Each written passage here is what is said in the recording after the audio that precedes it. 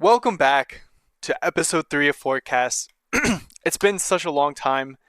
Um, so we're going to go over the Uefn roadmap in 2024. I think the last one we did was in 2023. It's been a while, so I thought we should cover it. Why not? So we have a lot of things that we have to cover here. I know a lot of this is already out, so I'll quickly go over kind of the majority of the year pretty fast. But then we'll slow down once we get to quarter four, which is the end of the year, and then quarter one, 2025, we'll go over a little bit more. So in quarter one here, which is going to be, your January, February, March, um, you have the Lego templates, the rocket racing templates. So these Lego templates and rocket racing templates all came out for Fortnite Creative. So now that creators can use them, for example, Lego Elements and other Lego brand assets are now available in Fortnite Creative. So creators can now make their own Fortnite and rocket racing maps, which you've seen all over Fortnite Creative. I'm really glad they made it. The analytics device is a really interesting one. The analytics device, you can gather information on islands now to evaluate the amount of times players interact with different things across your islands or your maps, kind of just see what's clicking and what's not clicking on your maps, which I think is really cool and it's probably very helpful for creators. Mesh to prop, I'm not exactly sure which this is, but it converts static mesh assets in actors into customizable Fortnite building props in a few clicks with the mesh to prop scripted action. Yeah, I'm not going to pretend to know what that means exactly. Fortnite creators probably know a lot better than I do. But here we have is custom NPCs, which is awesome. So you can spawn in character spawner devices. So you can build out more complex and unique characters for islands and maps, stuff like that. You can add modifiers, character definitions, actor blueprints, stuff like that. Just a ton of things. Even some animation presets are available. I bet this is going to keep being improved upon with each update, quite honestly. Just because I think the custom NPCs has a lot more to be like asked for, quite honestly. So another thing that I've noticed in creative maps is this chair device right here. So the chair device is, it provides a way just kind of to take a seat. It's kind of funny. So I don't know if you play a map in a restaurant or maybe like you building a home in a tycoon or something. If you see a chair, now you can press the E button just to sit in the chair. It's kind of something simple, but I think it adds flavor to the game, which is cool. So square tiles. Now they can upload square tiles instead of the, rectangular thumbnails. Don't know. I feel like I still see the rectangles instead of the squares in my version of Fortnite. Maybe I'm wrong. Maybe I'm tripping and just didn't catch the difference. So quarter two, we're going to switch over to. So let's check out the scene graph. So this is an entity and component framework that enables you to dynamically manipulate objects in your game. So honestly, not entirely sure what this is used for. I'm assuming it's just to move things around in your map. But it says to eventually create AAA game content, which is insane that Fortnite wants you to make AAA game content. I definitely do see it coming eventually, probably a couple of years down the road, but maybe not yet. Personalized discovery. So kind of like an algorithm now has taken place for Fortnite Creative. Kind of more tailored to your experience and what maps you play. I personally enjoy this a lot more, just because I was getting maps that recommended to me that I definitely weren't playing whatsoever. And now we'll shift over to quarter three, 2024. So we have the village template. Again, not entirely sure what the village template actually is. I haven't seen it used unless I have. But it says mines, homestead, forest, village, museum interior, homestead interiors. So it's just interiors and preset things. Maybe something just to get your feet on the ground.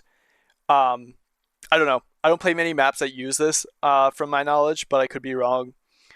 Then we have Fall Guys. So Fall Guys was added in quarter three.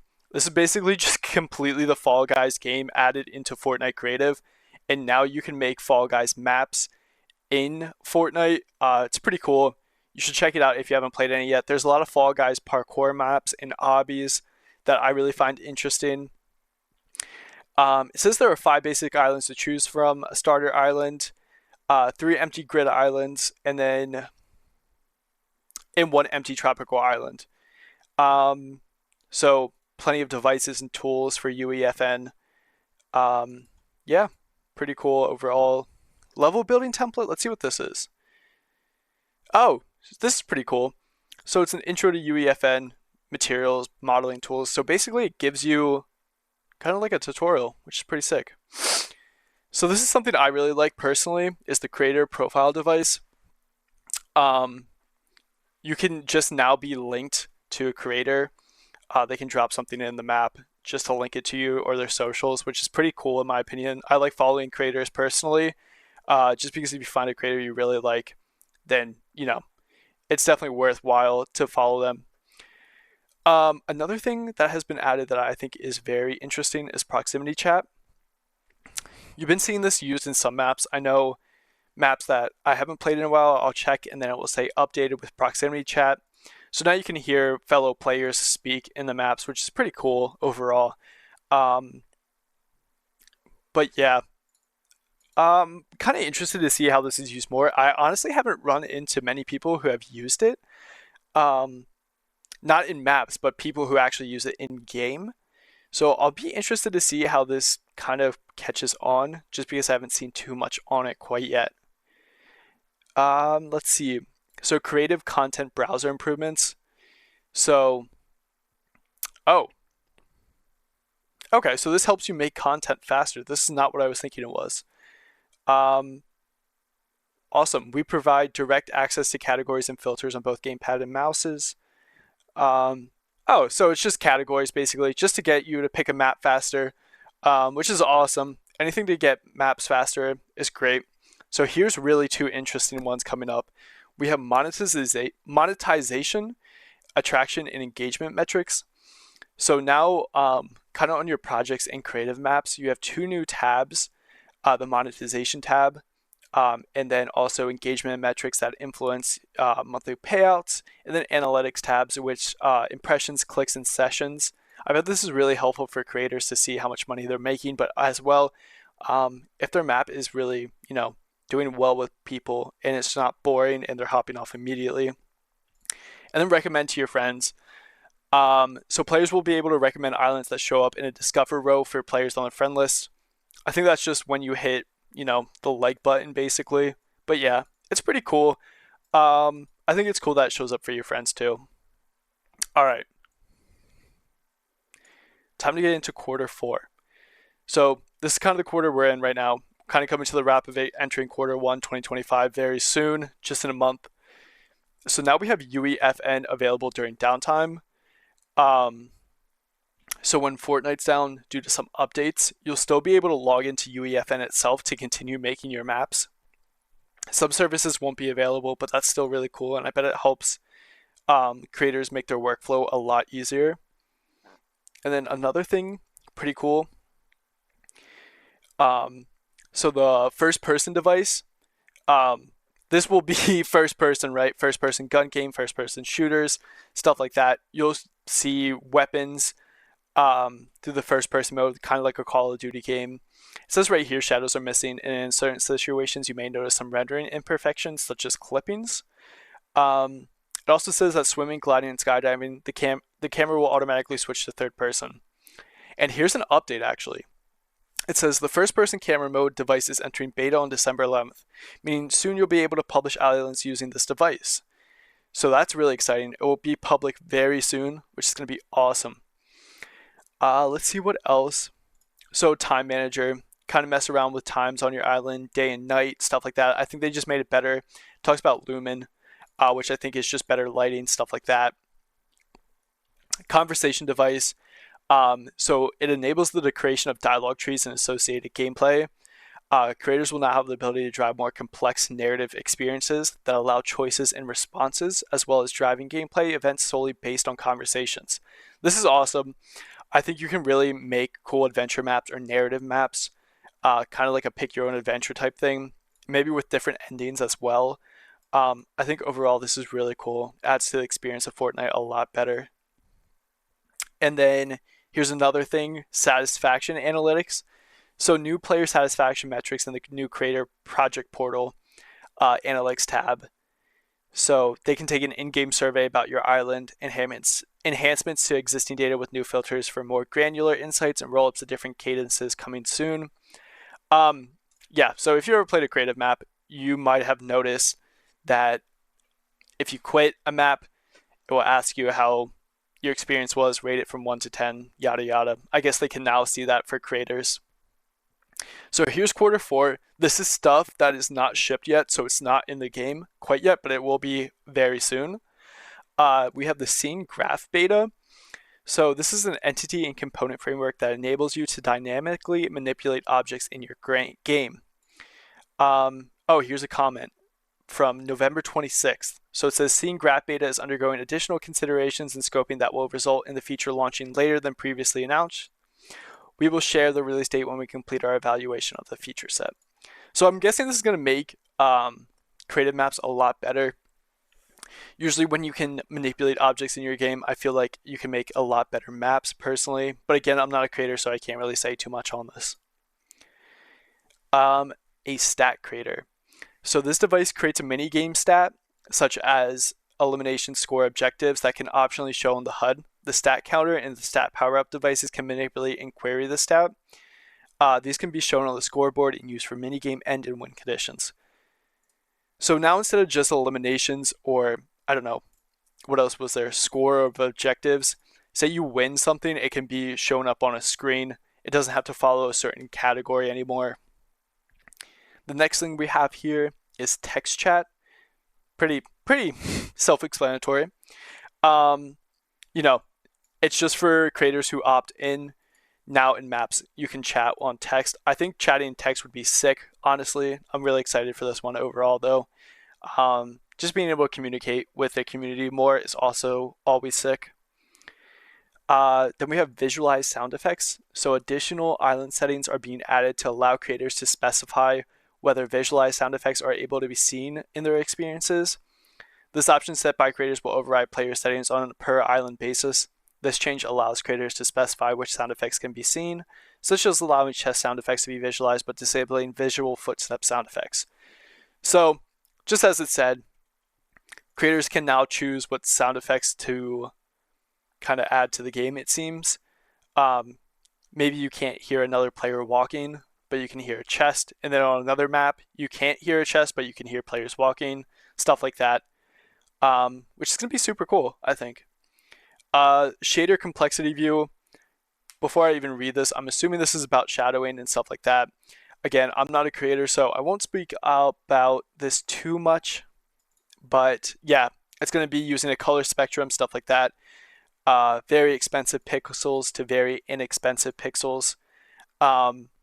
So I'm excited to see that. I bet it's going to take up a lot of memory for creators if they're using very expensive pixels.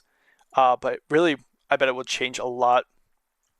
So then Q4 2024, which is going to be personalized discovery. Let's see what this will be. Personalized discover new and returning users. So personalized new content testing new and updated games with audience that resonates with that content. Continued improvements to recommendation model speed and accuracy. Personalized new and returning user experience, and then continued improvements to recommendation model speed and accuracy.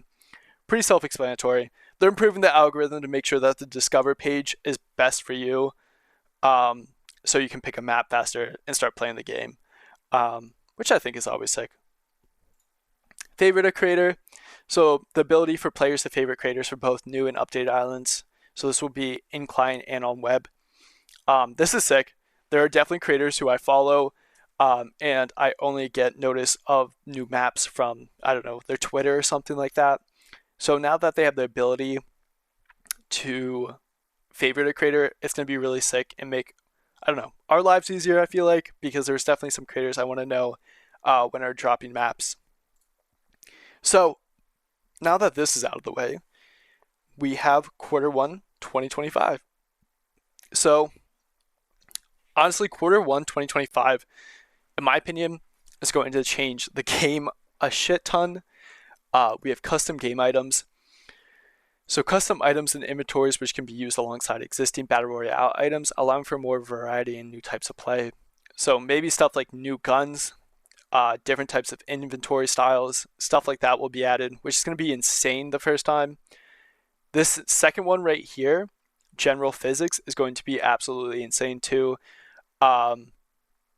General Physics Experimental, we're going to be enabling physically simulated characters in Uefn in Creative, and the ability to dynamically simulate any static mesh opens up the potential of true networked physics sandbox gameplay to enable creators to make interactive and emergent games that were previously not possible in Fortnite. So again, physics is going to be absolutely crazy. It's going to be something like, say a wrecking ball hits a wall, that wall will crumble apart, not like in the traditional sense of Fortnite, but the bricks will actually fall down. It's going to be really cool. There's a great video too, I think Fortnite teased a while ago on it. I definitely recommend checking that out. We'll go to test players. So it looks like you'll be able to add fake NPCs kind of to your map, but they kind of act as real players. Kind of to see how multiplayers might act out in your creative map, which is going to be really sick in my opinion. Probably makes creators' jobs a lot easier so they don't have to kind of guess what players might act like. And then in Q3 2025, they just skip over Q2 completely, so I guess they're already working on this and it's going to take a while. They have something called Thin Client. Not exactly sure what this is, so let's check it out. So it's introducing install management in a modular game mode approach with smaller upfront download on PC and mobile. This is a phased project and some components may ship prior as we build towards the desired end state. So I'm quite honestly wondering if this is just going to be like you download Fortnite Creative instead of downloading Fortnite Battle Royale. That's what I get from that personally, but overall seems pretty cool. And that's it for the roadmap. I think we did cover the roadmap early on in the year, but not a lot was going on. I think it was 23 to Q1 2024. So this is the rest of 2024 and into 2025. I'll probably make another video of this into early 2025 when they update Q1 and Q2. Still a lot left to be done. But yeah, thank you so much for watching episode 3. I hope you enjoyed and learned something new about what's coming to Fortnite Creative.